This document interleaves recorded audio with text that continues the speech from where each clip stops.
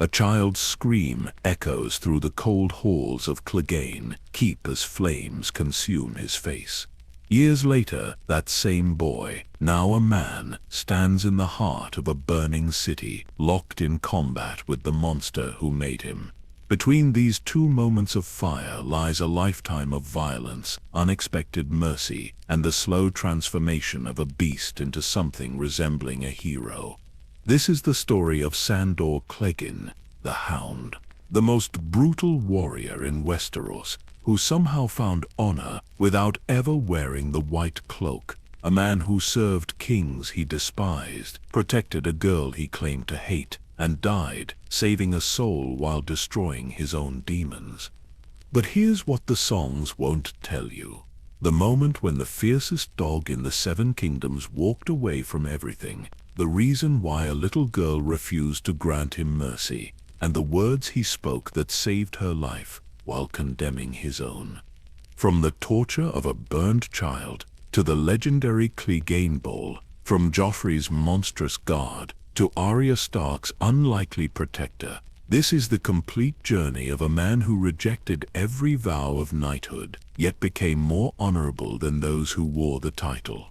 A warrior who lived in shadow and died in flames, but left behind a legacy brighter than any sword.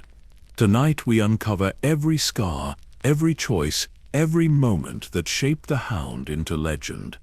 Now before we begin, here's something interesting. 84% of you watching right now haven't subscribed yet. If you enjoy these deep dives into the characters of Westeros, that subscribe button really helps this channel grow. And please drop a comment telling me where you're listening from and what time it is in your world. There's something special about knowing we're all connected across the globe through these stories. So dim the lights, settle into your blanket. Maybe turn on a fan for that gentle background sound. Get comfortable. Let's begin the tale of the Hound. Our story begins not in the grand halls of King's Landing, not on blood-soaked battlefields, not in the throne room where kings make history. It begins in a place far more humble and infinitely more terrible, Clegane Keep, a cold stone fortress in the Westerlands, perched on barren lands that produce little but loyalty to their Lannister overlords. House Clegane is not ancient.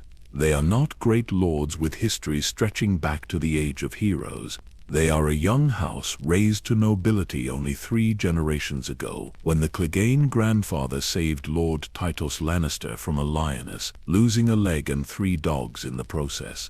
As reward, the kennelmaster was granted lands, a keep and a sigil, 3 black dogs on a yellow field, the proud hounds of Casterly Rock.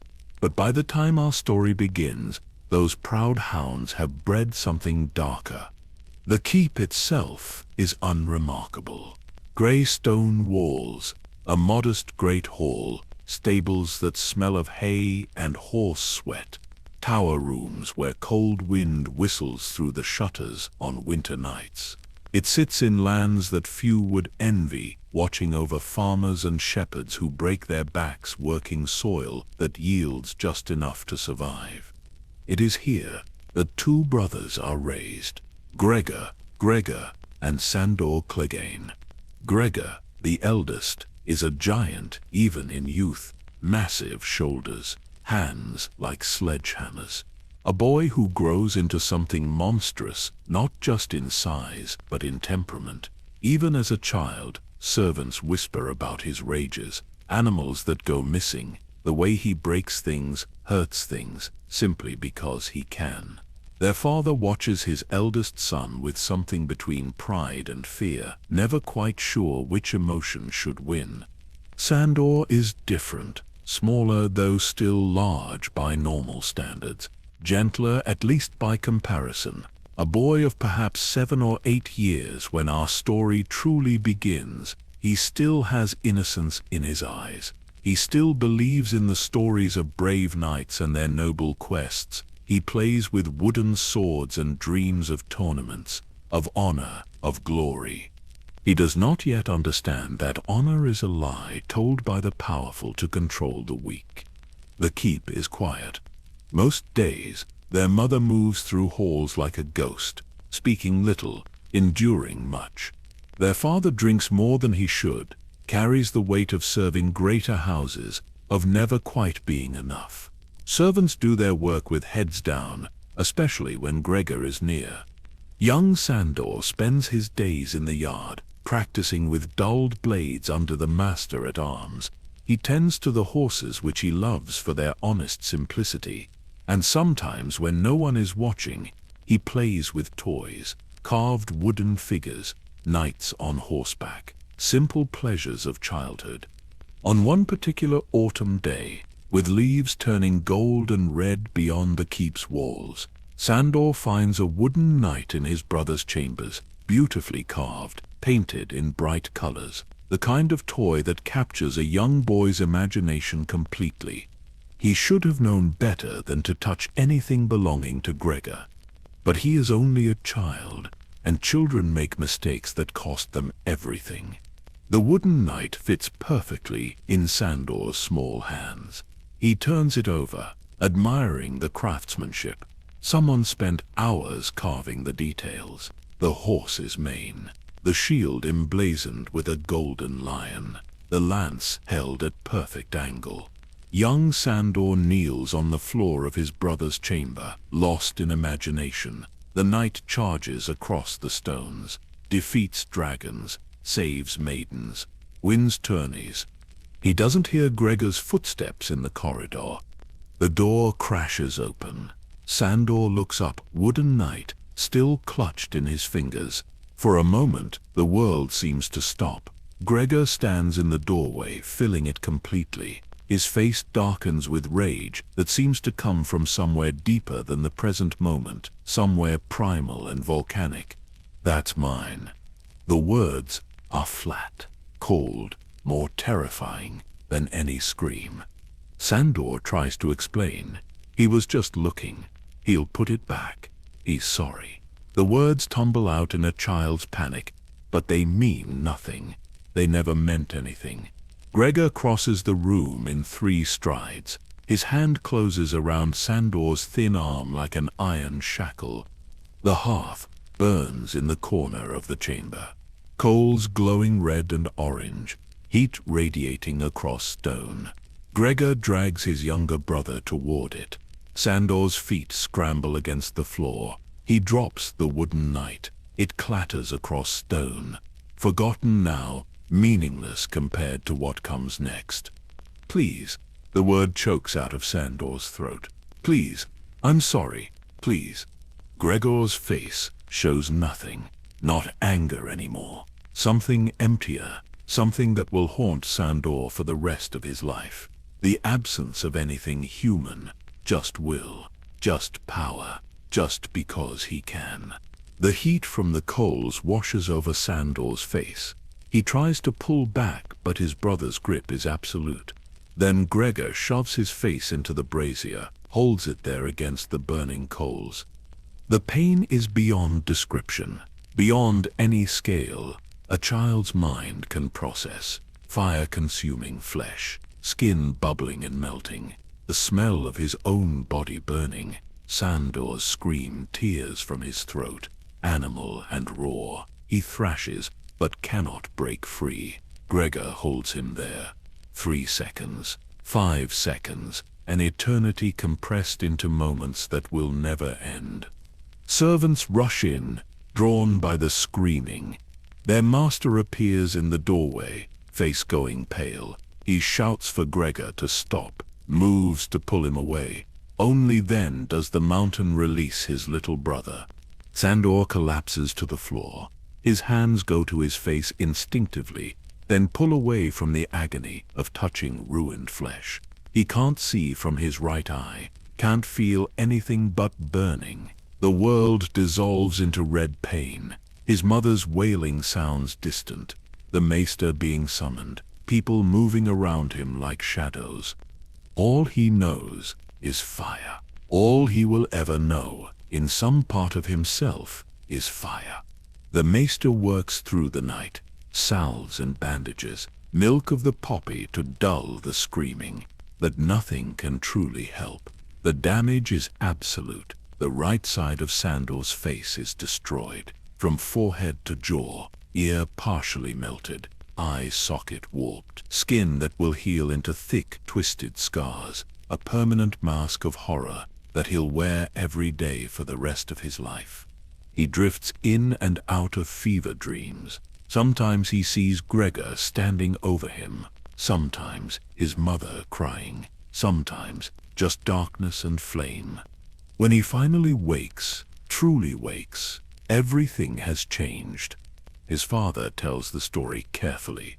There was an accident. Bedding caught fire while the boy slept. Terrible tragedy. These things happen. The servants nod along. They know the truth. Everyone in Clegane Keep knows the truth. But truth doesn't matter.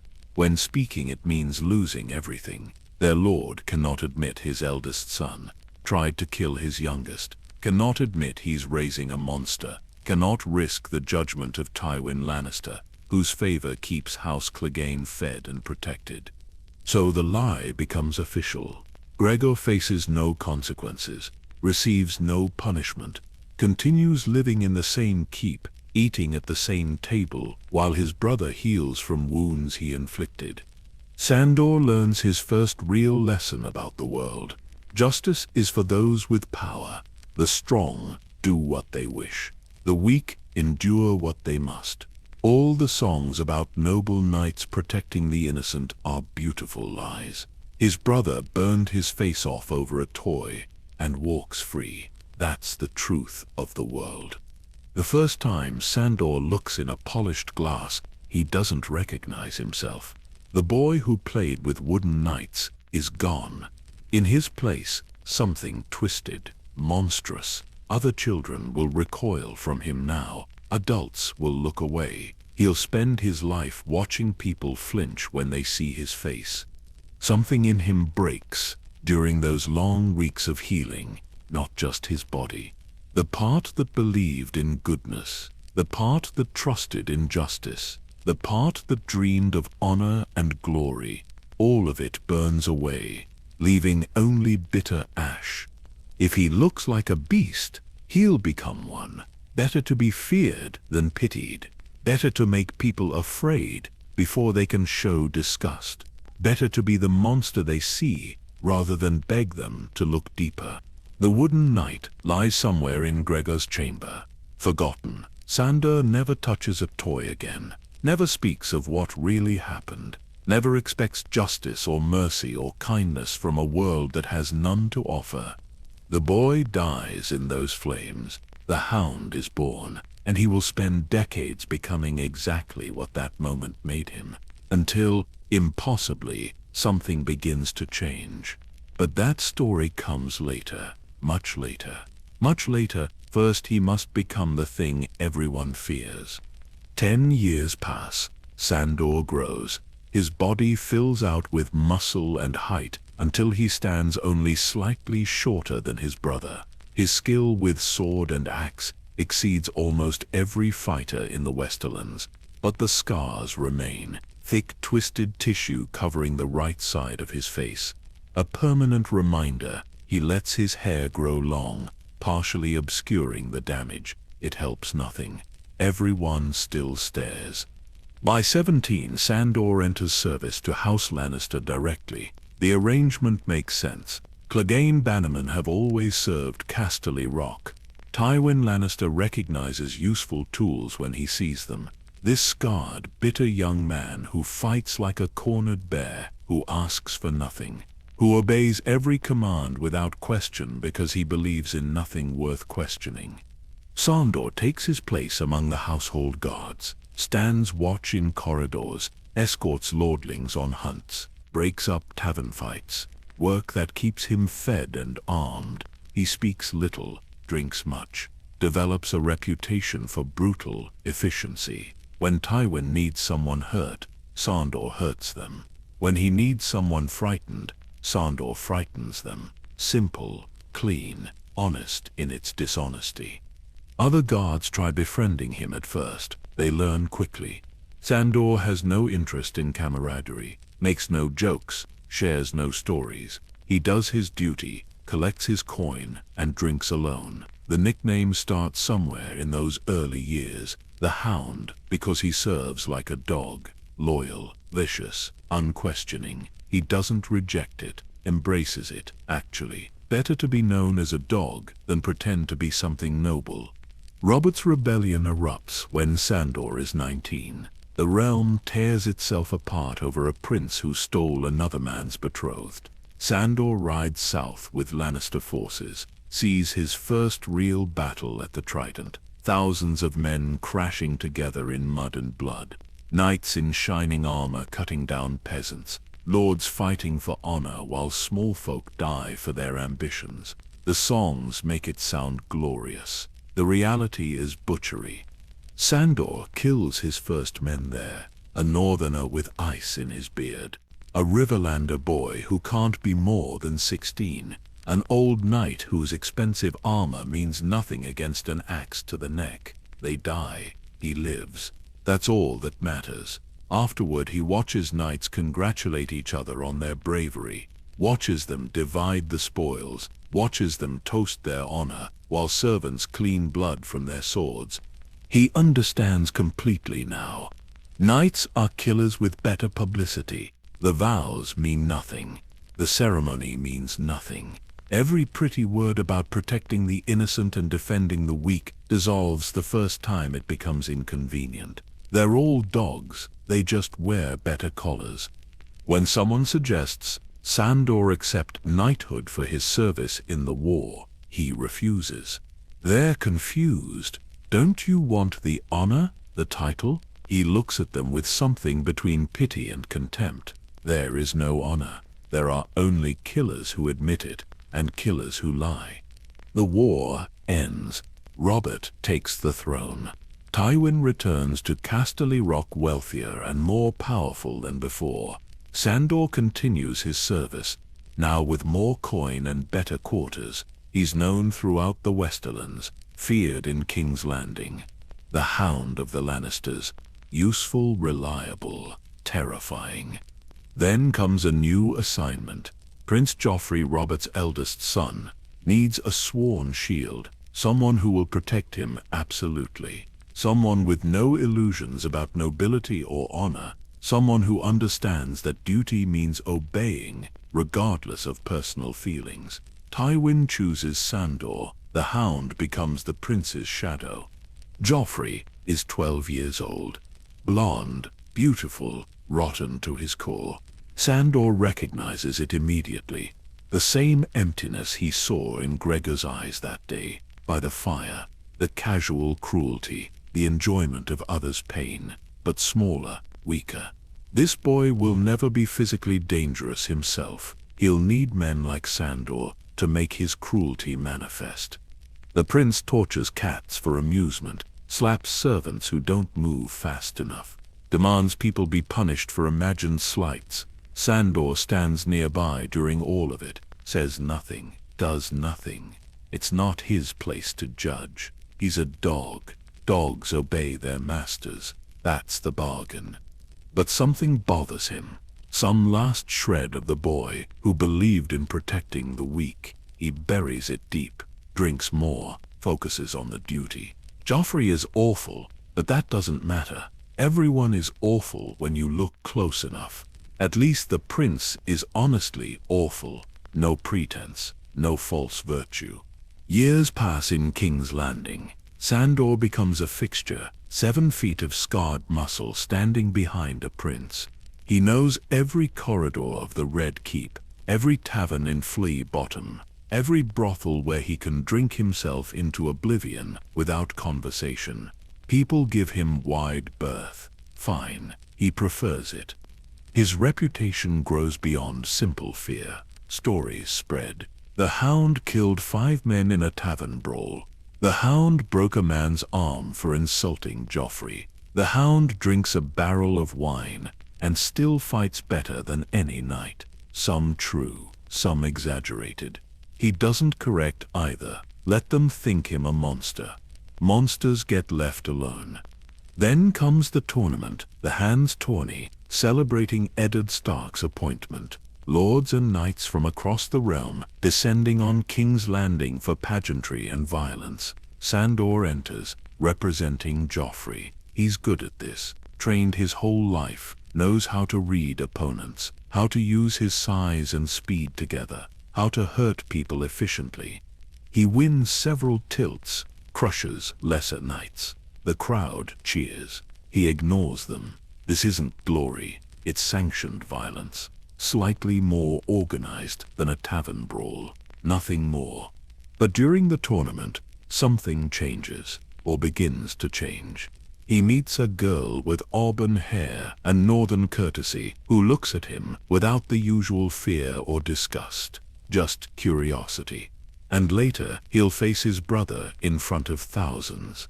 The moment he's been waiting for since he was 8 years old, face burning in a brazier, learning that the world has no justice. Maybe he can make his own.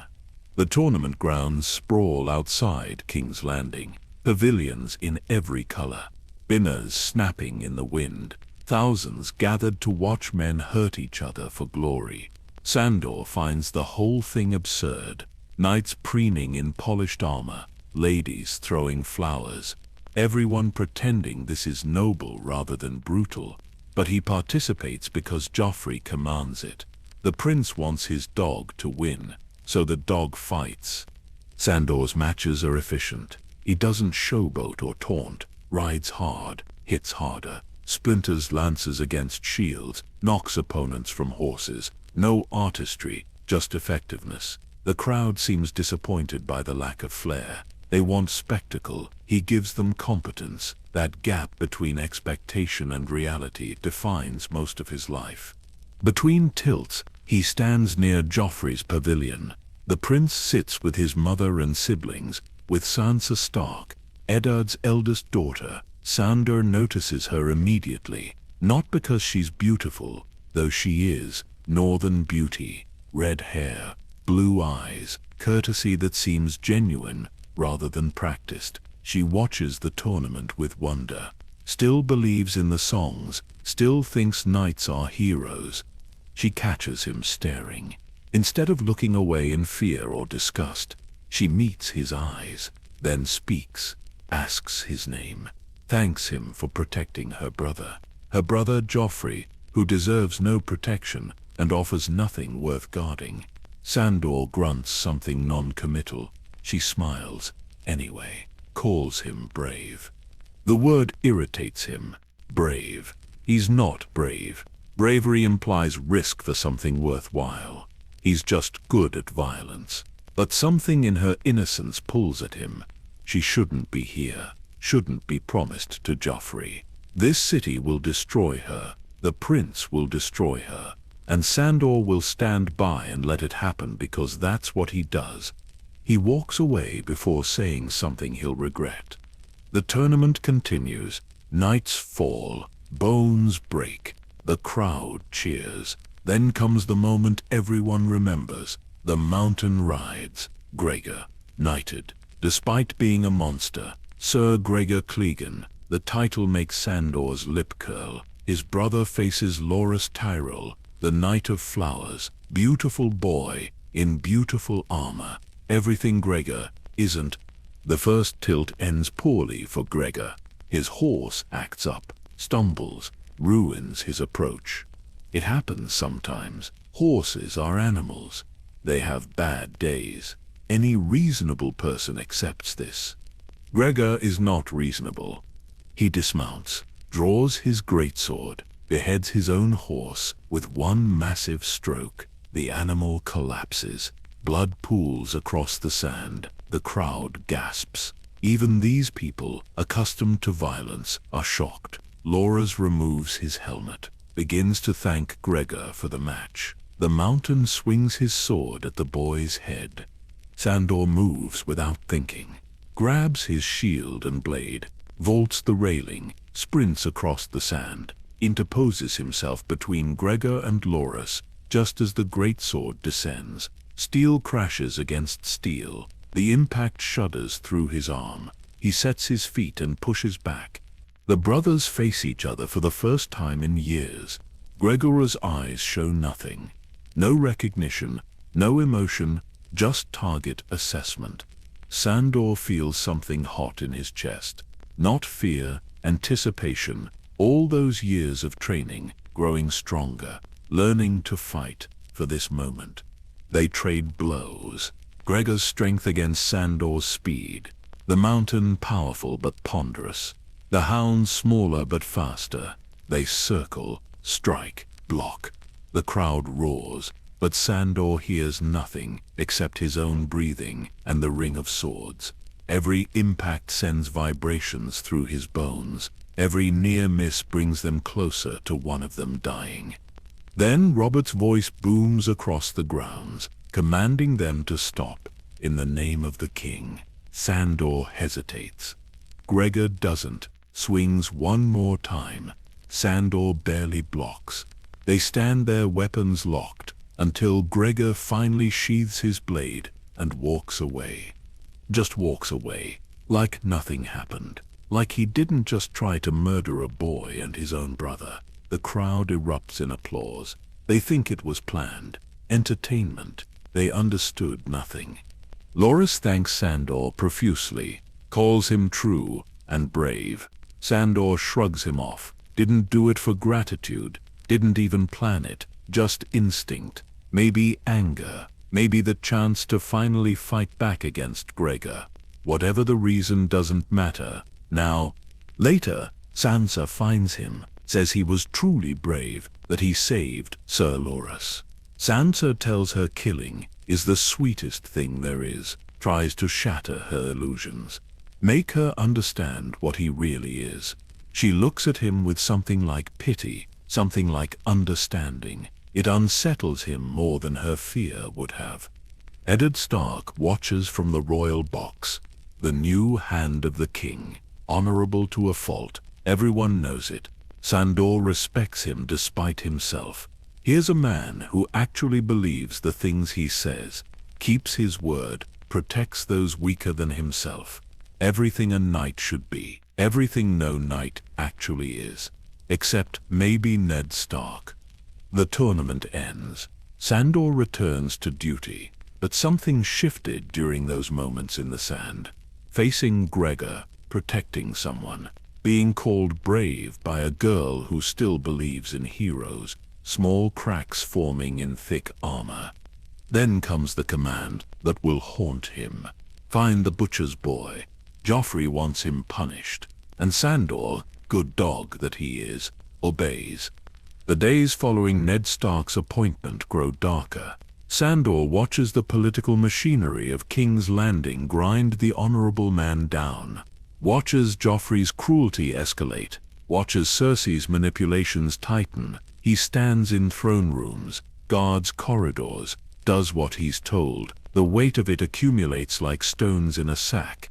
Then comes the order about Micah, the butcher's boy, Arya Stark's friend. Joffrey claims the child attacked him. Everyone knows it's a lie. The boy defended himself when the prince tormented him. But truth doesn't matter in King's Landing. Only power matters. Joffrey wants the boy punished. Sandor is sent to handle it.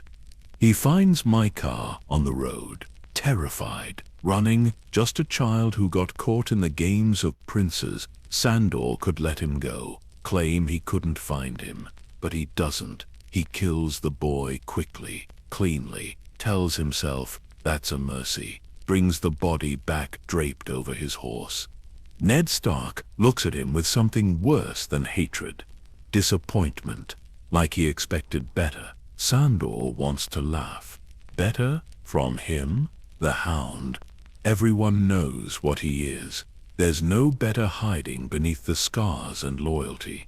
Just more of the same. He drinks heavier after that. The boy's face haunts his sleep. Young, innocent, dead because a prince had a tantrum. Dead because Sandor followed orders. That's what good dogs do. Follow orders. Kill on command. Question nothing. Sansa looks at him differently now too. Fear mixed with something else. Understanding maybe. She's learning. This city teaches harsh lessons. He wants to tell her to run, go back north before Joffrey destroys her, but he doesn't, just stands nearby. When Joffrey humiliates her in court, stands silent when the prince orders her beaten. That part breaks something in him he didn't know still existed. Joffrey commands him to strike her. Sandor hesitates, just a moment, then obeys. His hand connects with her face, once, twice, 3 times. Her head snaps back, blood appears at her lip. She doesn't cry, doesn't beg, just endures. Tyrion stops it. The imp has more honor than any knight in the room. Afterward, Sandor can't look at himself, can't justify it, can't drink enough to forget the sound of his palm against her cheek. She whispers to him later, says she'll remember. He knows she will, knows he deserves her hatred. Adds it to the collection of things he deserves. Ned Stark's execution happens on a bright morning. The whole city turns out to watch. Sandor stands in the crowd, not on the platform. Watches Joffrey break his word. Watches the honorable man kneel. Watches ice fall. The only genuine knight in King's Landing dies while false ones applaud. The lesson couldn't be clearer. War comes swiftly after. Robb Stark marches south. Stannis Baratheon prepares his fleet. King's Landing fortifies for siege. Sandor finds himself commanding gold cloaks, city watch. Men who barely know which end of a sword to hold. They're supposed to defend against Stannis' forces, against trained soldiers and fanatic followers of the Red God. Tyrion handles most of the actual planning. The imp has a mind for strategy, orders wildfire prepared, chains stretched across the bay, defensive positions established. Sandor respects him despite everything. At least Tyrion doesn't pretend, doesn't claim to fight for honor or glory, just survival. Honest in that way only dwarfs and dogs can be. The night before battle, Sandor drinks in his quarters, knows what's coming. Fire. Tyrion's plan involves burning Stannis' fleet. Reasonable strategy. Effective. Horrible. Fire solves many tactical problems, but fire also burns, spreads, consumes. He's known that since he was 8 years old. Morning arrives with sails on the horizon. Hundreds of ships. Stannis' entire force approaching Blackwater Bay. The city watches from walls and towers. Some pray, some prepare weapons. Sandor just waits, does what he's told, commands his gold cloaks, moves them into position, tries not to think about what comes next. The signal fires. Green flame erupts across the bay. Wildfire. Alchemist's creation. Unnatural burning. Ships explode instantly. Wood and flesh consumed together. Men dive into water that's already burning. Their screams carry across the waves. The smell reaches the walls. Burning tar, burning wood, burning meat. Sandor's hands start shaking. The heat, the light, the sounds. Memories crash over him. Gregor's chamber, the brazier, his face in the coals, pain beyond description. The world narrows to flame spreading across water. Green death eating everything. His breathing quickens. Sweat runs down his face despite the distance from the fire. Someone shouts orders. He doesn't respond. Can't hear anything except his own heart pounding. The fire spreads, climbs the walls of burning ships, reaches toward the sky. More men die screaming. He's 8 years old again, helpless, burning, unable to escape. His gold cloaks look at him for commands. He has none, can only stare at the flames. The battle continues around him. Stannis' forces reach the shore, begin the assault. Fighting erupts below. Men dying, city threatened. Duty demands he lead, commands he fight, but he can't move. Something breaks inside him. The thing that's kept him following orders. The thing that's made him endure Joffrey. Endure the killing, endure being a dog.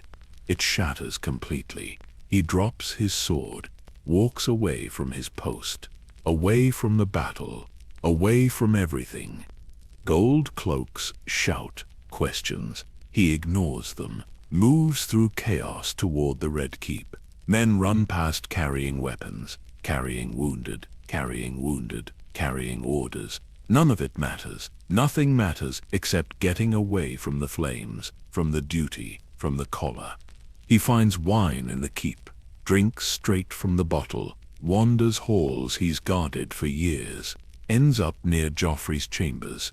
The prince isn't there, gone to the walls to inspire troops, to pretend at bravery from a safe distance. But Sansa is there, praying in her room, terrified of what happens if Stannis breaks through, if his men reach her. Sandor enters without knocking. She startles, sees him, sees the wildness in his eyes, the blood on his armor that isn't his, the bottle in his hand. She backs away. He doesn't blame her.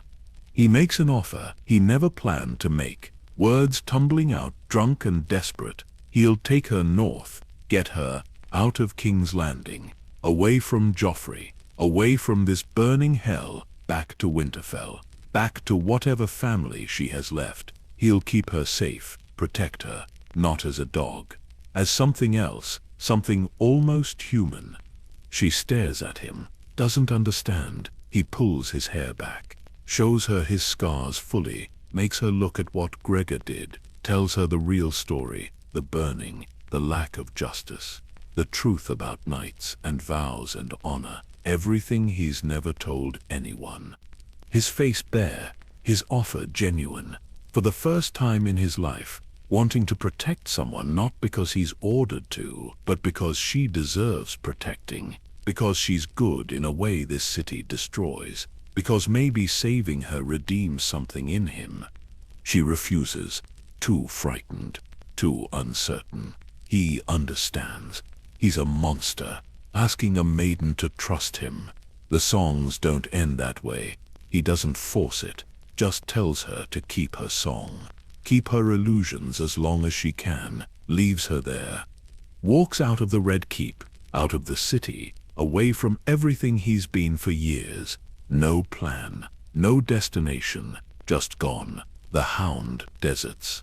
For the first time in his life, chooses himself over duty, chooses freedom over the collar. The weight lifts as he passes through the gates. The battle continues behind him. Let them burn, let them fight. He's done being their dog. The Riverlands bleed. War has transformed the breadbasket of Westeros into a graveyard. Villages burned, fields salted, bodies hanging from trees as warnings from armies that have already moved on. Sandor wanders through this wasteland. No armor, no allegiance, just another broken man in a broken land. He sells his sword to whoever has coin. Merchants needing protection, minor lords defending their keeps. Anyone who doesn't ask questions about the scars or the reputation. The work is simple. Stand watch, kill bandits, move on. He drinks away most of what he earns, sleeps in ditches and abandoned barns, doesn't care anymore about comfort or dignity. Those were always illusions anyway. Months pass this way. Summer fades into autumn. The war grinds on. Robb Stark wins battles in the west. Stannis licks his wounds at Dragonstone. Joffrey sits the Iron Throne. None of it matters to Sandor. He's outside it all now. Free, empty, same thing really.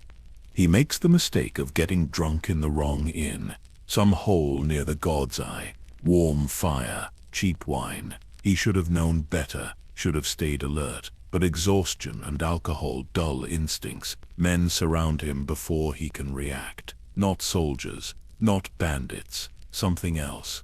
They wear mismatched armor, carry worn weapons, move with the coordination of trained fighters. Their leader steps forward. Beric Dondarrion, the Lightning Lord. Sandor knows the name. Everyone does. The man Ned Stark sent to kill Gregor, who started a guerrilla war against the Lannisters instead. The Brotherhood without banners. They bind his hands, take his weapons, march him through night forests to their hideout, a cave system, hidden, defensible, full of outlaws and small folk, people the war displaced, people the Brotherhood claims to protect. Sandor looks around, recognizes the type, idealists, believers, the dangerous kind who think they're righteous. Beric accuses him formally. Murder of my car, the butcher's boy. Someone remembered. Someone cared enough to want justice. Sandor almost laughs. Justice now. For that? What about all the others? What about the men he killed at the Trident? The gold cloaks he abandoned at Blackwater? Does the Brotherhood want justice for them too? Thoros of Myr stands beside Beric, red priest, drunk turned prophet. He carries a flaming sword. The fire makes Sandor's skin crawl, makes his breathing quicken. They see his reaction, don't understand it, think it's fear of judgment. They're not entirely wrong. Beric offers trial by combat, the Brotherhood's version of justice. Let the gods decide through strength and skill. Sandor accepts immediately. Better than hanging. Better than whatever else they have planned. Plus small chance he kills the Lightning Lord. That's worth something. They face each other in the cave, torchlight casting shadows. The Brotherhood forms a circle. Thoros sets Beric's sword aflame with his prayers. The fire catches, burns along the blade, green and yellow and orange. Sandor's stomach clenches. Every instinct screams to run. He forces himself to stand, to grip his sword, to meet Beric's eyes across the space. The fight begins. The barrack moves well for a lord, trained properly. The flaming sword gives him reach, gives him a psychological edge. Sandor backs away from the flames, circles wide, waits for openings. His hands shake, not from fear of Beric, from fear of the fire. But rage is stronger than fear. Rage at being hunted. Rage at being judged. Rage at everything. He channels it, uses it, rushes in past the flames, takes a burn across his forearm, ignores it, slams his blade into Beric's shoulder. The Lightning Lord staggers. Sandor presses. Brutal overhead strike. Beric's defense crumbles. The final blow takes him in the chest. He falls, dicey. Sandor stands over the corpse, breathing hard, burned and bleeding but alive. Victorious, he spits, tells them their god isn't good enough to kill him, tells them to get out of his way. Then Thoros kneels beside Beric, begins praying. Words in a language Sandor doesn't know. Nothing happens. Nothing should happen. Dead is dead. Everyone knows that. Except Beric's chest moves. He draws breath, opens his eyes, sits up. The cave goes silent. Sandor stares, watches a dead man return to life, watches him stand on legs that shouldn't work, sees the wound seal itself. Not healing, something else, something wrong. Magic he doesn't understand and doesn't want. The Brotherhood releases him. They lost the combat. Their code demands it. Beric shakes his hand, says they'll meet again. Sandor walks out of the cave into morning sunlight, his mind reeling. Death isn't final. Gods are real. Nothing makes sense. He keeps walking, puts distance between himself and the Brotherhood, finds another inn, drinks until the memory blurs, tries not to think about Beric's resurrection, about implications, about a world where the rules he understands don't apply. Days later, circumstances pull him back. Rumors reach him. The Brotherhood has Arya Stark, Ned's daughter, the Wild One, alive, somehow, hidden among outlaws, worth a fortune to the right people, worth her weight in gold to her family.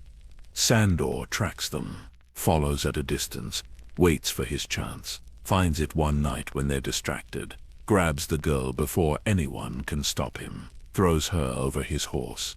ignores her screaming and kicking, rides hard through darkness. She fights like a wolverine, bites his hand, tries to stab him with a rock, threatens him constantly, says she'll kill him in his sleep. He believes her, has to tie her up at night. She glares at him with pure hatred. He finds it refreshing. At least she's honest about her feelings. The plan forms. Ransom her to Robb Stark. The young wolf is campaigning, moving his army. Eventually he'll stop, hold court, collect his sister, pay for her return. Sandor can retire on that gold, buy a small house, drink himself to death in comfort. Arya argues, insults him, recites her list of names every night. People she wants dead. His name is on it. Between Cersei and the mountain, he laughs when he hears that. Tells her she'll need to get taller to reach his throat. She promises she will. They travel north and west, following reports of Robb's army, through war-torn villages, past hanged men, around foraging parties from both sides. Sandor keeps her safe, despite her attempts to escape, kills men who threaten them, shares his food, not out of kindness, just practicality. Dead hostages are worth nothing. Slowly, something shifts. The constant arguing becomes almost companionable. She asks about his scars. He tells her. She understands being hurt by family, understands being alone. They're both wolves without packs, dogs without masters. They reach the twins. Robb is there for a wedding. His uncle's wedding. Sandor can almost taste the gold, can see the small house. The retirement, the end of being anyone's dog. They approach as the sun sets. Music plays inside the castle. Everything seems perfect. Then the music stops. Screams start. Bodies fall from windows. Frey soldiers swarm the courtyards. Arya tries to run toward it. Sandor knows immediately what's happening. Betrayal. Massacre. Her brother is dying in there. Her mother. Her bannerman. All of them. He hits her. Knocks her unconscious with the flat of his axe. Throws her over his shoulder. Rides away while the twins burn behind them. Saves her life by stopping her suicide charge. By doing what needs doing instead of what she wants. Carries her far from the slaughter. Far from her family's end. When she wakes, everything has changed. Robb is dead. Catelyn is dead. The North's army is broken. The ransom plan is ashes. Sandor sits beside the fire, drinking. She sits up, processes the information, then starts laughing, hysterical, broken. He understands. Dead is dead. Plans fail. Hope is for fools. They're both alone now, both orphaned in different ways, both with nowhere to go, and no one waiting. The fire crackles. The night deepens. Tomorrow they'll figure out what comes next. Tonight they just survive. Dawn breaks over the massacre. Sandor kicks dirt over their fire. Arya sits, motionless, staring at nothing, processing everything she's lost. He knows that look, wore it himself, once, after the burning, after the world revealed its true face. You can either break or harden. She'll harden. Already is. New plan. The Vale. Lysa Arryn, Catelyn's sister, Arya's aunt. She'll want her niece back. Probably. Maybe worth trying anyway. No other options present themselves. North is hostile territory. South means Lannisters. East is the only direction left. They ride through autumn woods, leaves falling, air turning cold. War has moved on from this region, left only ruins and memories. Villages with burned houses, fields with crops rotting. The small folk who survived huddle in what shelter remains, watching strangers pass with hollow eyes. Arya doesn't speak for days. Sandor doesn't push. Words won't help. Nothing helps except time. He knows he lets her grieve her way. They travel, make camp. move on. The rhythm of it creates its own kind of peace. Simple, uncomplicated. Two people surviving together, because surviving alone is harder. Eventually, she starts talking again, asks questions about his life, his service, his scars. He answers more honestly than he expects. Maybe because she's a child. Maybe because she already hates him, so the truth costs nothing. Maybe because talking to someone, anyone, feels better than silence. He teaches her things. How to gut a rabbit properly, where to camp safely, how to read people, which ones will rob you, which ones will try worse. She learns quickly, has good instincts, reminds him of himself before the world beat the innocents out. Except she's meaner, angrier, probably smarter. They come across a farm, modest place, old man working his fields, his daughter bringing water from a well. Sandor smells fresh bread, sees chickens scratching in dirt, remembers briefly what normal life looks like. The farmer sees them, armed strangers, probably assumes they're soldiers or bandits. Same thing these days. But he invites them in anyway, offers food, shelter, the hospitality of the Riverlands. His daughter Sally serves them stew and bread, warmth from a hearth. Human kindness in a world with precious little. Arya relaxes slightly, eats properly for the first time in days, even smiles at something Sally says. Sandor calculates the old man has silver, sees it on a shelf. Not much. Enough to matter. They need supplies, need coin. The farmer is kind, also likely to be dead before winter ends. Too old, too alone, too vulnerable. The math is simple. Morning comes. Sandor robs them, takes the silver while they sleep. Arya discovers what he did, confronts him. Furious, calls him a thief. Worse things he shrugs. Tells her the farmer and his daughter won't survive winter anyway. Their kindness won't keep them fed. Better he takes the silver now, uses it. At least that way it serves a purpose. She argues, says they helped, says that matters. He agrees it matters, just doesn't change the math. World is hard, math is harder. Sentiment doesn't keep you alive. She stalks away, won't speak to him for a day. He drinks more that night, alone with his thoughts and calculations. Wonders briefly if the old man will curse him, if Sally will remember the scarred man who repaid kindness with theft. Probably doesn't change anything. They continue east through lands held by neither side, where war is just rumor and bandits. They survive, that's enough. Toria warms to him again. Eventually, not forgiveness, just pragmatism. She needs him alive. He's better than nothing. Barely.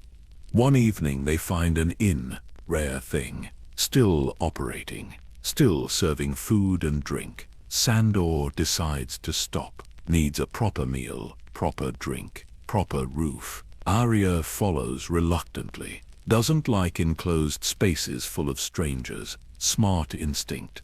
Inside, men drink and talk. Sandor recognizes a face. Then another, Lannister men. The ones who killed her friend, who have her sword. Polliver with needle at his belt. The men who murdered in the name of the king, who laughed about it after. Arya sees them too. Her hand goes to where her sword should be. Sandor feels the moment shift, knows what's coming, doesn't try to stop it. Maybe should, maybe would if he was smart. But something in him wants this, wants to see what happens when you back a wolf into corners. Polliver talks, brags, doesn't recognize Arya. Why would he? Just another dirty peasant girl. Doesn't see the Hound either, until too late. Sandor stands, walks toward their table. They notice, start to understand. He asks about chicken. Ridiculous question, makes them laugh, makes them underestimate, mistake. Someone says something about living for kings and dying for chickens. Sandor agrees, sounds stupid, is stupid, doesn't matter. He kills them anyway, fast, efficient, years of experience against drunk soldiers, they barely scratch him. Blood pools across the inn floor, other patrons flee, smart people. Arya retrieves needle from Polliver's belt, stands over him as he dies, says the words he said to her friend, perfect memory, perfect revenge, slides the blade between his ribs, watches him choke on his last breath. Her first real kill. Sandor watches her, sees no regret, no hesitation, just satisfaction. They leave quickly, fire spreading behind them. Someone knocked a lantern, common enough. They ride through darkness. Don't speak about what happened, don't need to. Both understand. Some people need killing, some revenge earns itself. Later, camping under stars, Arya admits something. Could have left him multiple times, could have run, killed him in his sleep, maybe. Didn't. He asks why. She doesn't answer, doesn't need to. They both know, alone is worse. Together is survival, maybe something else too, something neither will name. Sandor tells her things he's never told anyone, about Joffrey, about Sansa, about wishing he'd made different choices, about how you can't go back, only forward, only survive. She listens, understands more than a child should. They're similar, both ruined by the world, both too mean to quit. The veil grows closer, mountains rising in the east. Maybe Lysa will pay, maybe she won't, maybe it doesn't matter. For now they have each other, reluctant companions, unlikely allies, something almost resembling family. Neither admits it, both know it. The road continues, so do they. The mountains of the Vale rise before them, sharp peaks cutting into gray sky. The Eyrie somewhere above, impregnable, ancient, home to Arya's last living relative. They climb winding paths. Sandor fantasizes about the ransom, enough gold to disappear. Buy land somewhere quiet, drink quality wine instead of swill, live out his years without serving anyone.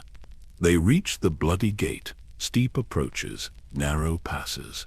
Guards who've heard every trick. Sandor announces himself, says he has Lysa Arryn's niece, demands entry. The guards confer, return with news that changes everything.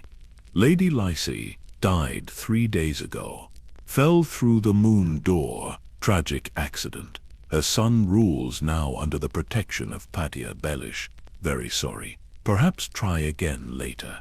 Sandor stands there, absorbing the information. All that way, all those weeks, all the planning and risk and survival, for nothing. Dead end. Literally, he starts laughing. Can't help it. Hysterical, bitter laughter that echoes off stone. The absurdity, too perfect, too complete. Arya starts laughing too, high and wild. Two people broken by circumstances, by the sheer cosmic joke of their situation. They laugh until tears stream, until guards back away nervously, until there's nothing left but exhaustion. They make camp in the valley. No plan now, no destination, just surviving another day. Sandor drinks. Arya sharpens needle. The fire crackles between them. Comfortable silence built over weeks of travel. He admits something he's never said. Should have taken both Stark girls, should have left Joffrey and run north, given them to their family, been something other than the Lannisters' dog. She doesn't respond immediately, processes the admission, finally says she could have killed him. Many times, in his sleep, poisoned his drink, stuck needle through his eye. Chose not to. They look at each other, across flames, understanding passing without words. Neither good people, both trying. That has to count for something. Morning brings visitors. A woman in armor, a boy squire. They approach the camp cautiously. The woman tall, strong, blonde hair, face scarred from combat, carries herself like a knight, despite being female, introduces herself as Brienne of Tarth, says she swore an oath to Catelyn Stark, swore to protect her daughters, find them, bring them home safe. Sandor studies her, sees the Lannister gold on her sword, Valyrian steel, Oathkeeper, Jaime's blade, questions whose side she's really on, who paid her, why she's here now. Brienne insists her oath was genuine, that she wants only to protect Arya, take her somewhere safe. Safe where? Sandor demands. Everyone Arya knows is dead. Winterfell is burned. The north belongs to Boltons. King's Landing means Cersei. Where exactly is safe? Brienne has no answer. Just duty, just her oath. The same blind loyalty Sandor abandoned at Blackwater. Arya watches them argue, caught between, both claiming to protect her, both possibly right, both possibly wrong. She trusts neither completely, has learned that lesson well. Sandor sees how this ends. Only one way it can. Brienne won't leave without the girl. He won't give her up. Not to someone carrying a Lannister sword. Not after everything. They've survived too much together. The bond runs deeper than ransom now, deeper than gold or duty or oaths. He tells Brienne, if she wants Arya, come take her, draws his sword. She draws hers. The Valyrian steel gleaming, they circle each other. Two warriors, different codes, same stubbornness. Pod tries to intervene. Sandor tells him to stay back. This is between knights. Brienne corrects him. She's no knight, neither is he. Good, honest fight then. They clash with brutal force, steel ringing across valley. Brienne fights well, better than expected, trained properly. Jenny taught her. Sandor recognizes the style, counters it, his size and strength against her technique and speed. Neither gives ground easily. The fight spills down hillside, across rocks and loose stone, both taking cuts, both bleeding. No artistry here, just determination. Brienne's honor against Sandor's pragmatism, her vows against his survival. They trade blows that would kill lesser fighters, keep going through exhaustion and pain. Sandor gets her in a chokehold. She bites his ear, tears it partially off. He roars, throws her away, blood streaming down his neck. They've lost their swords now, fighting with fists and rocks and desperation, rolling down slopes, crashing through brush. Primal combat stripped of any dignity. Brienne lands solid punches, breaks his nose, cracks ribs. Sandor returns each blow, harder, meaner. Years of rage behind every strike. They grapple at cliff edge, both exhausted, both refusing to quit. She gets leverage, throws him backward. He falls. The drop isn't far, but the landing is hard. Rocks and roots. Something snaps in his leg. Pain explodes white hot. He tries standing, collapses. Bone broken, compound fracture piercing skin, blood pooling. He knows immediately, this is the end. Brienne climbs down, looks for Arya. The girl has run, won't go with either of them. Chooses her own path. Brienne curses, searches, eventually gives up, leaves to track her. Arya returns, after Brienne is gone, approaches Sandor carefully. He's propped against rock. Leg twisted wrong. Bleeding from multiple wounds, dying slowly, the way he always feared. Not quick in battle, slow and painful and alone. He looks up at her, manages something like a smile, tells her to finish it, do what needs doing. His name is on her list anyway, between the mountain and the queen, right where it belongs. He killed her friend, beat her sister, took her for ransom, deserves whatever she gives. She stands over him, needle in hand, considering. He begs now, not for mercy of living, mercy of dying quick. tells her where his heart is, how to do it clean, make it fast. He's afraid of the slow death, the thirst, the pain, the hours or days it might take. Reminds her of everything he did wrong, every reason she should hate him, gives her permission, needs her to do this. One last thing, one final act between them. Arya looks at him, this scarred, brutal man who kept her alive, who taught her, who admitted his regrets, who tried in his broken way to be something better than what he was. She makes her choice, takes his silver, his coin pouch, leaves needle sheathed, walks away without a word, without granting the mercy he begged for, leaves him to die the slow way, the painful way, the way he fears most, her final revenge, her final lesson learned. Sometimes the cruelest thing is letting someone live with what they've done. Sandor watches her go, understanding, almost respecting it. She learned well, became hard enough to survive. His last gift to her. Even if it damns him, he slumps against the rock, alone, bleeding, dying, the sun moving across sky, hours stretching ahead. He closes his eyes, waits for the end. But the stranger isn't finished with him yet. Days pass, maybe weeks. Time becomes fluid when you're dying. Sandor drifts between consciousness and fever dreams.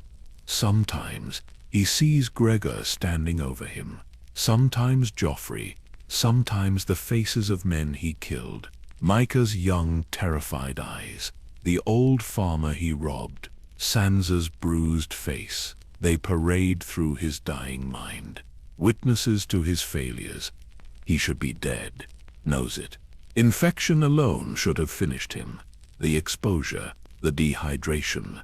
But something stubborn in him refuses, some core of will that kept him alive through everything else. Through burning and war and servitude and abandonment, even now, even here, at the absolute end, he won't quit.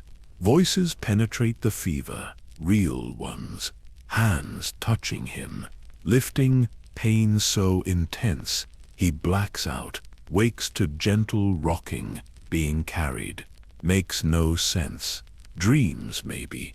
Hallucinations. Dead men don't get rescued. But he isn't dead. Not yet. The elder brother found him. Leader of a monastery on the Quiet Isle. They were traveling, doing their work among the small folk, came across a dying man. Massive. Scarred. Practically a corpse already. Most would have given him last rites and moved on. The elder brother saw something else, possibility maybe, or simply refused to let another soul slip away. They carry him to their sanctuary, island in the bay. Remote, peaceful, the Quiet Isle has existed for centuries. Brothers who've left the world behind, taken vows of silence, dedicated themselves to contemplation and labor, healing broken men in all senses. Sandor wakes in a clean bed, first time in longer than he can remember. Bandages on his wounds, splint on his leg, the pain manageable now. Milk of the poppy dulling the worst, maester or someone like one tending him. The elder brother visits, speaks softly, says the stranger came for him, but he refused. That refusal matters, means he has purpose left, work undone.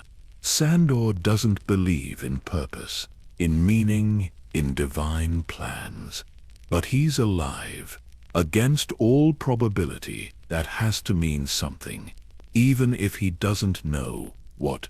Recovery takes months. The leg heals wrong, will always ache, always remind him, but it holds his weight, lets him walk. Good enough. The other wounds close, become new scars among old. He's built entirely from scar tissue now, inside and out. What's a few more? The Quiet Isle works its strange magic, silence mostly. The brothers don't speak, communicate through gestures and shared work. No politics, no gossip, no lies, just existence. Labor, prayer for those who pray. Sandor doesn't pray, just works. They set him to chopping wood. Simple task. Repetitive, honest. Swing axe, split log, stack pieces. Repeat. His body remembers the rhythm, finds peace in it, creating something instead of destroying, building instead of breaking. Novel experience. He meets Septon Ray in the refectory, former soldier turned holy man, not a brother of the monastery. Just passing through, building a sept for a nearby village. Needs laborers. The elder brother suggests Sandor might help get off the island. Do some good, test if healing has taken root. Ray sees right through him, knows a killer on sight, takes one to know one. Ray was a soldier once, fought for a lord whose name he won't speak. Did terrible things for causes he thought were just. Realized eventually that violence is a disease, spreads from host to host, infects everyone it touches. The only cure is stopping, walking away, choosing something else. Sandor joins the sept building, carries stones, mixes mortar, raises walls. The work is hard, good hard, the kind that earns sleep. The villagers are simple folk, farmers, shepherds, people the war hasn't completely destroyed. They feed the workers, share what little they have, grateful for the sept, for the symbol of something holy and permanent. Ray talks while they work, philosophy and experience mixed. Never preaches, just shares thoughts, says it's never too late to stop. Violence, he means, revenge, anger, all of it. You can just stop, choose different, be different, simple as that, hard as that. Sandor listens despite himself, argues sometimes, says some men deserve killing, some acts demand response. Ray agrees, maybe so, but who decides? Who draws the line? Once you start, where do you stop? Every killer thinks their violence is justified. Every soldier fights for righteousness, doesn't make it true. They work through summer into autumn.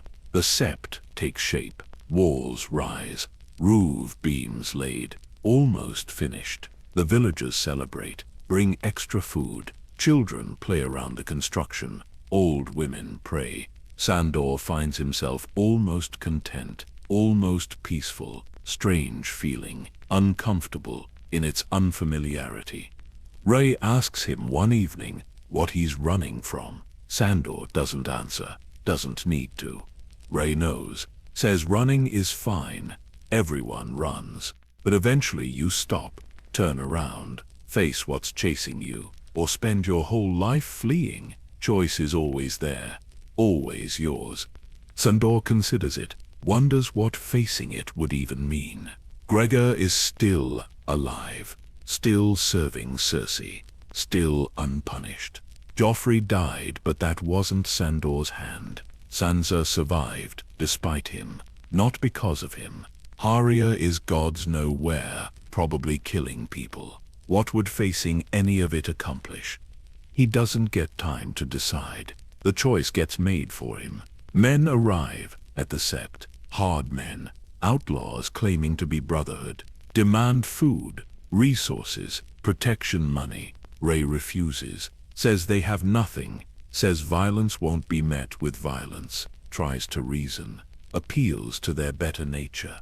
They kill him anyway, hang him from the sept he built, slaughter the villagers, men, women, children, everyone, take what little exists, leave bodies for the crows. Sandor is gathering wood when it happens, returns to massacre, stands among corpses, Ray swinging from a beam, the peaceful people murdered for nothing, for poverty, for being in the way. Something shifts in Sandor. The peace he'd been building cracks. Ray's words echo. Violence is a disease, but some diseases need cutting out. Some infections demand a knife. He picks up an axe, not for building now, for what he does best, what he's always done best. The Hound returns, not the same as before, different now, purposeful, violence with direction, with meaning, not just serving, not just surviving, hunting. Ray deserves justice. The villagers deserve justice. Maybe that's purpose enough. Maybe that's what the stranger saved him for. Not peace, but righteous violence. The kind that protects instead of destroys. He tracks the killers through woods, finds them celebrating their theft and murder. Doesn't announce himself, just attacks. The axe splits skulls, severs limbs. They die confused, frightened. Good. They should be frightened, should understand what they unleashed. The Hound didn't die on that hillside. He transformed, became something sharper, something more dangerous, something that chooses its targets. Now, afterward, covered in their blood, Sandor buries Ray properly, says no words, has none, just covers the good man with earth, thanks him silently for trying, for showing another path. Even if that path didn't work, even if violence remains the only language Sandor speaks fluently, the attempt mattered, the kindness mattered. He won't forget. The Hound wanders again, but different now, hunting specific prey, men who hurt the innocent, outlaws pretending to be brotherhood, bandits preying on survivors. He becomes a nightmare in the Riverlands. Stories spread. The scarred man with the axe appears from nowhere, kills the wicked, vanishes. People start leaving offerings, thanks for justice. He ignores them, doesn't want worship, just doing what needs done. Eventually he encounters the real brotherhood, Beric and Thoros, still alive, still resurrected, still fighting. They find him standing over bodies, fresh kills, bad men who won't hurt anyone again. Thoros studies him, sees something changed, something focused. Beric agrees, says the Lord of Light works in mysterious ways. Maybe this is one. Sandor wants to kill them on principle. They tried executing him once. Fair grudge to hold, but Beric explains, those men Sandor killed were using their name. Weren't true brotherhood. The real brotherhood fights for small folk, against those who abuse power. Same work Sandor's been doing. Maybe they're on the same side now. Thoros offers him wine. Good wine. Says they could use someone like him. Sandor asks what they get out of it. Beric smiles. Tired smile from a man who's died too many times. Purpose, he says. That's all. Purpose. Sandor considers, has nowhere else to go. No other plans, might as well ride with men who fight for something. Even if that something is nebulous. Even if he doesn't believe in their red god. The enemy of his enemy at least deserves a chance. They travel together through autumn, fight outlaws, free prisoners, protect villages. The work is satisfying in ways Sandor didn't expect, not serving a master, not following orders, choosing every fight, every action, his choice, his will, strange kind of freedom. One night they camp in ruins of a village. War destroyed it years ago. Nothing left but foundations and memories. Thoros builds a fire, always fire with him. His god speaks through flames. Sandor avoids looking. Old habit, old fear. Thoros notices, calls him over, says he should look, see what the flames show. Sandor refuses, doesn't want to see, doesn't need prophecy or visions, has enough nightmares without adding mystical ones. But Beric insists, says the Lord brought them together, brought Sandor back from death. There's a reason, the flames might show it. Against every instinct, Sandor looks into the fire, expects to see his childhood, Gregor's face, the burning. Instead, he sees something else, something impossible. Ice, massive wall of ice, castle where it meets the sea, dead things marching, army of corpses moving south, unstoppable, inevitable, the true enemy, not politics, not thrones, the end of everything. He describes what he sees, confused, frightened in ways battle never makes him. Beric and Thoros exchange looks. They've seen similar visions, heard the warnings. The dead are coming. The long night returns. All the petty wars mean nothing compared to that. All the struggles for power, meaningless if the dead destroy everyone equally. Sandor doesn't understand, doesn't want to, but can't unsee it, can't unknow it. The vision burns into his mind clearer than any memory, clearer than the burning. This is real. This is coming. This is what matters. Word reaches them eventually. Jon Snow, king in the north, needs help, planning something insane, going beyond the wall to capture proof of the dead, show the southern kingdoms, unite them against the real threat. Needs volunteers. Beric says they're going. Brotherhood exists for this, to fight darkness. Literally now. Sandor thinks it's the stupidest plan he's ever heard, says so repeatedly, but goes anyway. Maybe because he saw the vision. Maybe because he has nowhere else to be. Maybe because fighting the end of the world beats fighting for kings and queens. At least it's honest about the stakes.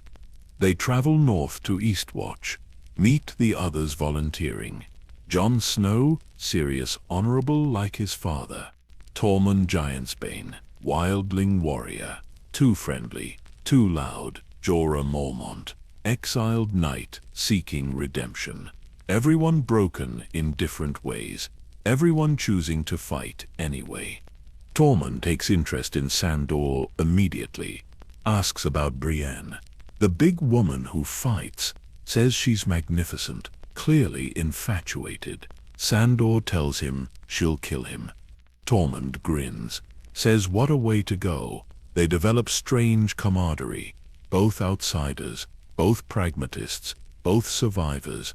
The journey beyond the wall is brutal, cold beyond anything southern-born understand. Wind that cuts through every layer, snow that blinds, endless white in every direction. Sandor has lived through many hells. This is new, different, clean at least, honest, just survival against elements. No politics, no betrayal, just cold and distance and determination. They travel for days, following Jon's guidance, searching for whites to capture, find them eventually. Small group separated from the main army. The first encounter is terrifying, fighting things that shouldn't move, that don't die properly, that keep coming despite injuries that would stop any living fighter. Sandor cuts them down with growing unease. This isn't war, it's something else, something wrong. They capture one, bind it with chains, prepare to retreat, then discover their mistake. The whites were bait. The army surrounds them. Thousands, tens of thousands maybe. More than can be counted, more than can be fought. They run, reach a frozen lake. Ice too thin, takes them to rocky outcrop in the middle. Trapped. The dead surround them, patient, waiting. Days pass, no food, no warmth. Thoros dies from wounds and cold. Sandor holds him as he passes, says nothing, has no words for it. Good man, better than himself, dead in the snow, for a plan that's probably failing. That's the way of things. They wait to die. Sandor throws rocks at the whites out of boredom. One skips across ice. The dead notice, realize the ice is solid now. Charge, thousands crash forward. The final fight begins. Back to back, surrounded. Sandor fights with axe and sword, with fury born of knowing this is the end. Dies fighting at least, better than most endings. Then dragons arrive, literally, Daenerys Targaryen and her children, fire from the sky, death to the dead. They burn whites by hundreds, by thousands. Drogon lands, Drogon lands, Drogon shouts to mount, to escape. They scramble aboard. Sandor barely fits. The dragon launches as more dead approach. The Night King raises his spear, throws. Viserion dies, falls from sky, crashes into ice. The dragon dead, becoming one of them. Horror multiplies. Even dragons can die, can rise again. Nothing is safe. Nothing is sacred. The dead win everything eventually. They flee south, White secured, mission technically successful, but the cost, the knowledge, the understanding of what's coming.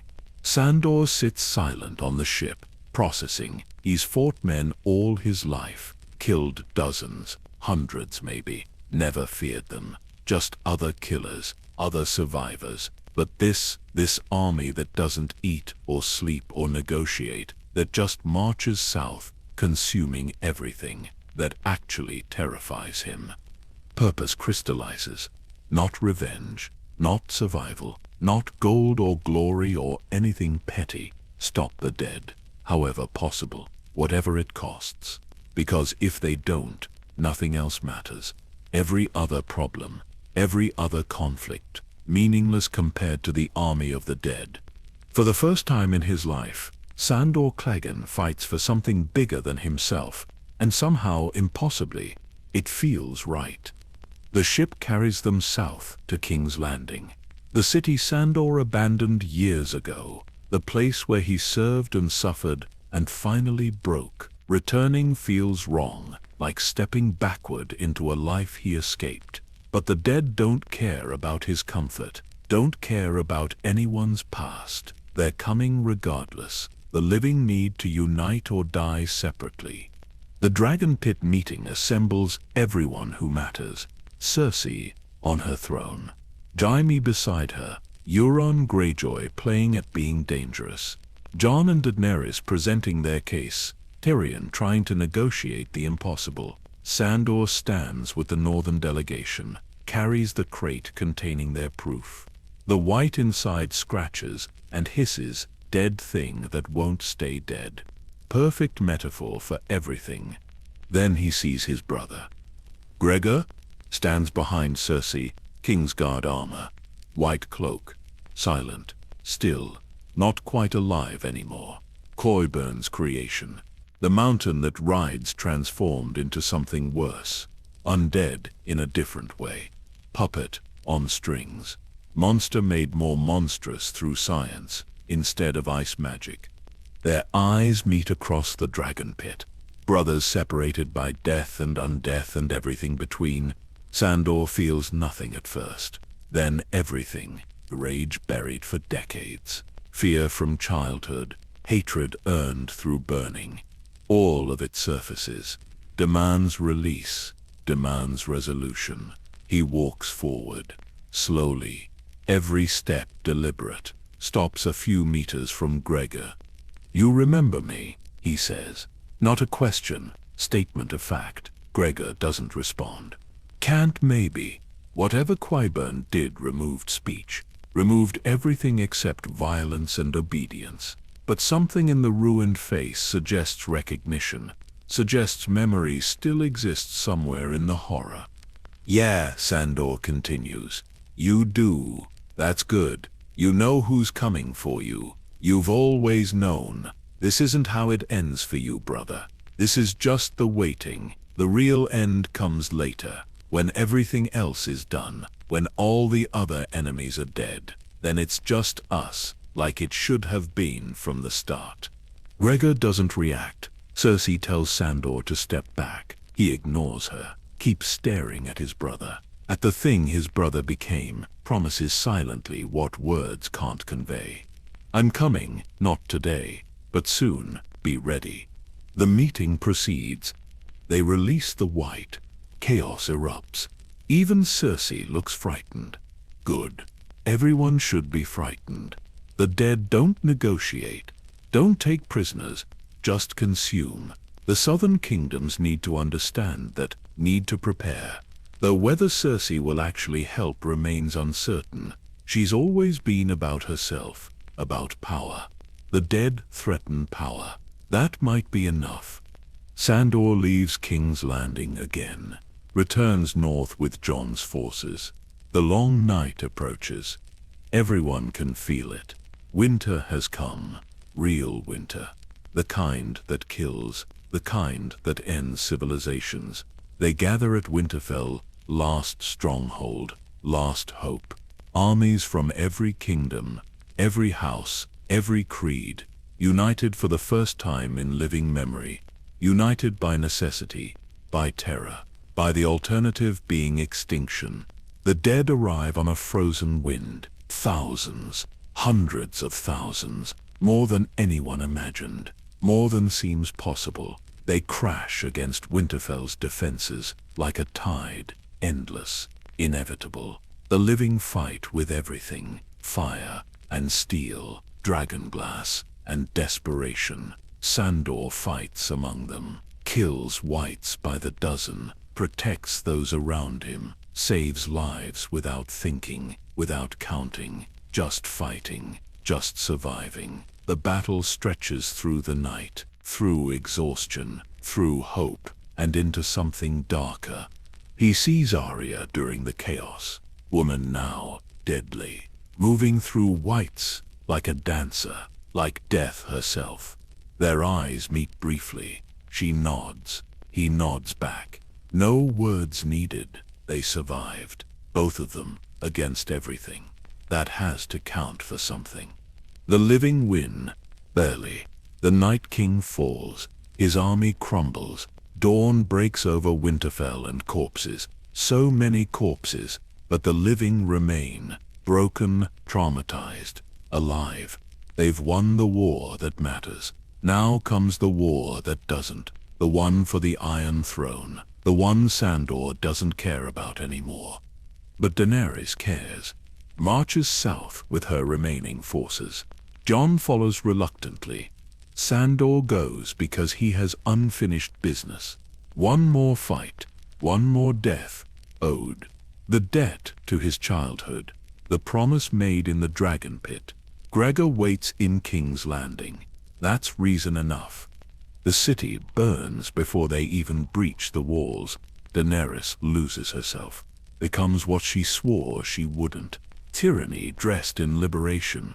Drogon sets King's Landing ablaze. Buildings collapse. People die by thousands. The bells ring surrender, but she doesn't stop.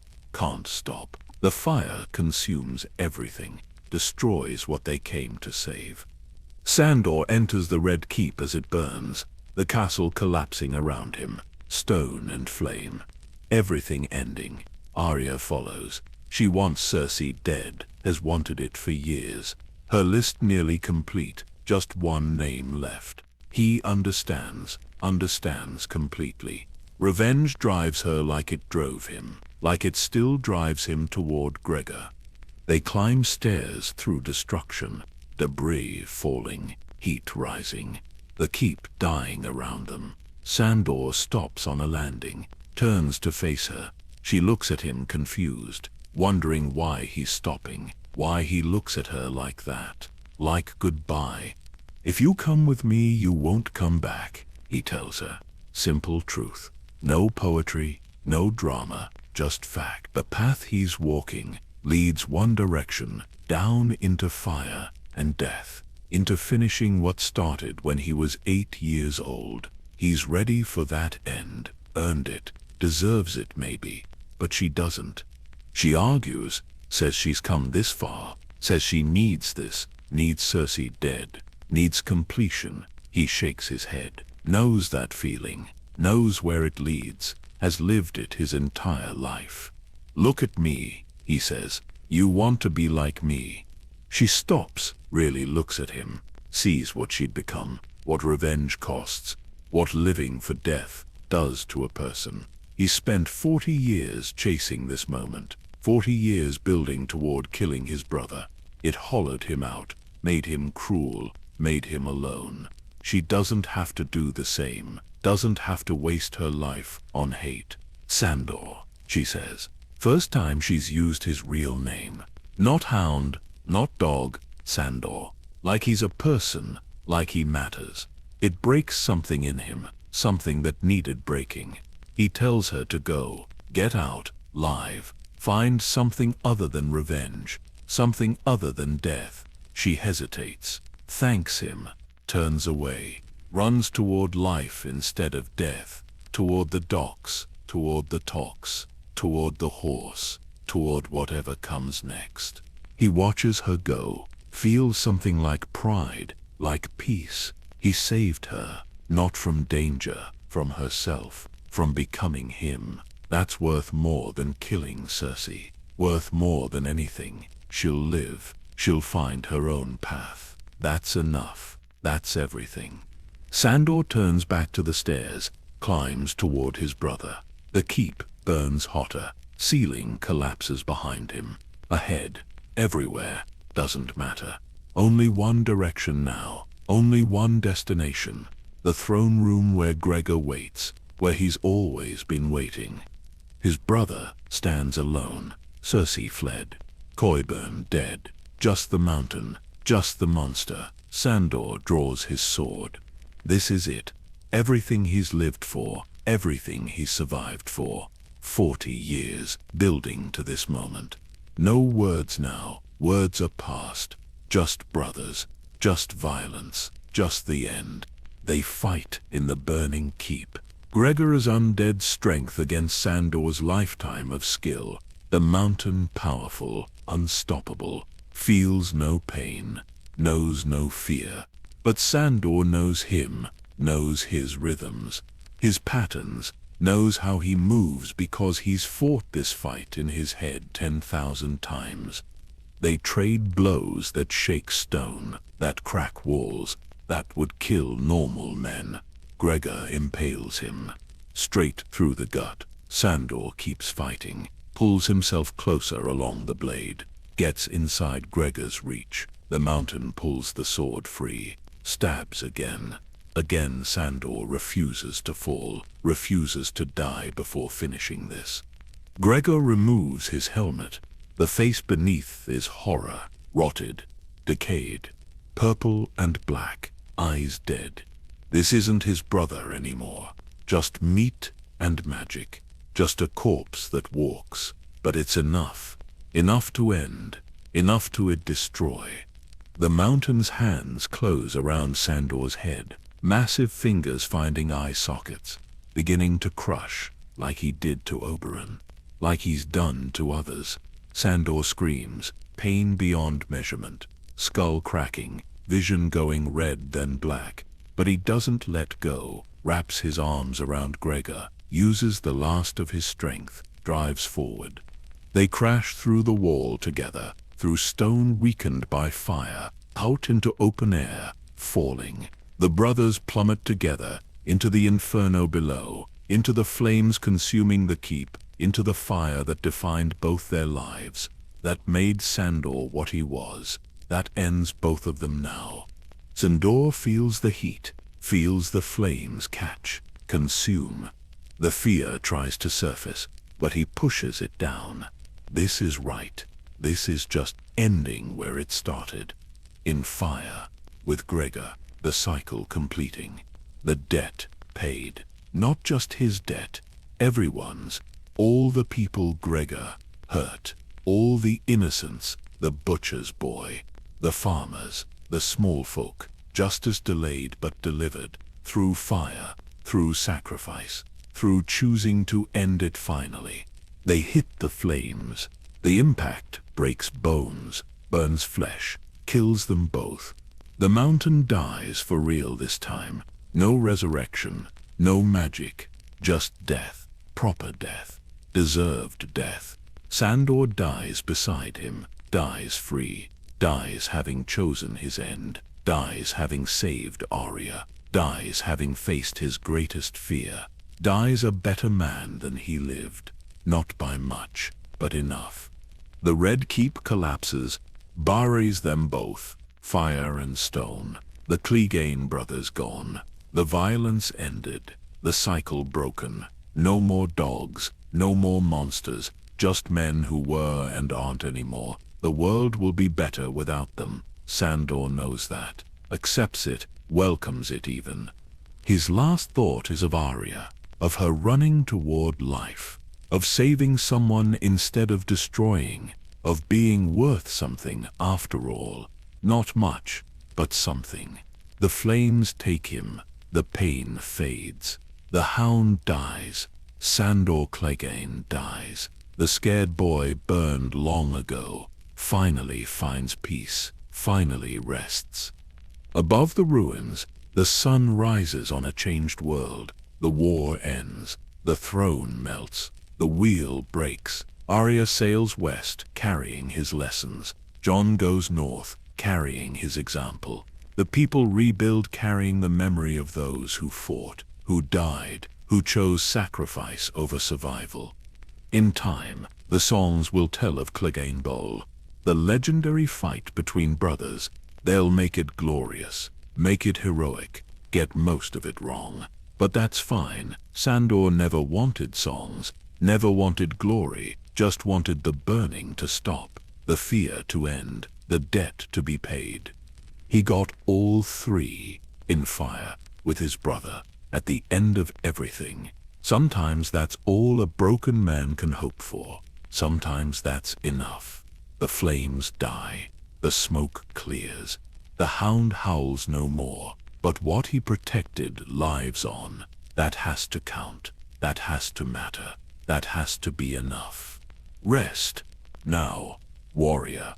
Your battle is over. Your fear is conquered. Your redemption earned, not through pretty words or false honor, but through choosing who to save when it mattered most. Sleep in the ruins of what you destroyed. Sleep knowing you died better than you lived. Sleep knowing one girl survived because you let her go. That's legacy enough. That's peace enough. That's everything.